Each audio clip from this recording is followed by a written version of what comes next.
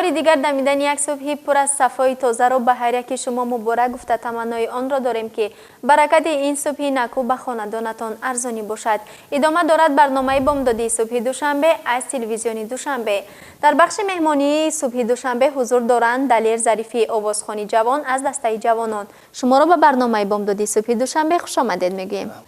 دلیر سال اول می گفتید که شما همچون جوانی ایجادکار و اهل صنعت صبح خود را چگونه آغاز میکنید؟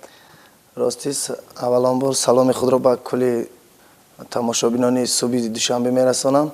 صبح خود را اولان بار از مشق پگاه روزی آغاز کرده، بعدا با خوراک صبحانه آغاز میکنیم، بعد از پس فعالیت کار ایجادی خود آغاز میکنیم. بعد با یک اراده قوی از پس هنر، از پس ایجادیات خود روانه شده کار و فعالیت میکنم.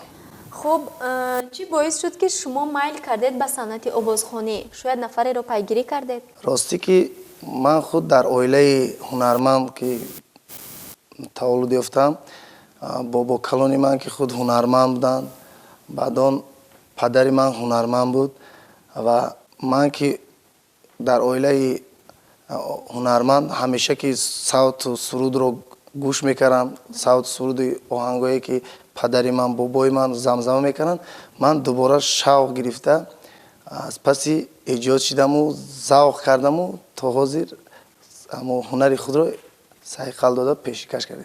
خب با برنامه بامدادی صبح دوشنبه با چی دستاویز اومدید؟ با برنامه صبح دوشنبه با یک دستاویز اومدیم که یک سرود آهنگ نو پیشکشی مردم شریف تاجیکستان گرداندیم. میخواستیم 4 مصرع آن را برای بینندگان ما زمزمه کرده باشید. عشق تو در جانو که شود درمانو، از نازی تو حیرانو بیا مکن پریشانو، از نازی تو حیرانو بیا مکن پریشانو. دلیر، از آن که شما در جاده انتخاب نموده خود قدم های نخستین میگذارید، چگونه موفقیت ها را انتظارید؟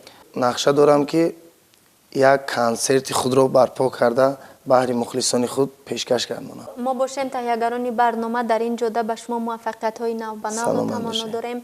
بینندگان عزیز، یادآور میشویم که همصحبتی ما بودند دلیر ظریفی آوازخوانی دسته جوانان. شما را باری دیگر به برنامه صبح دوشنبه خوش آمدید میگیم.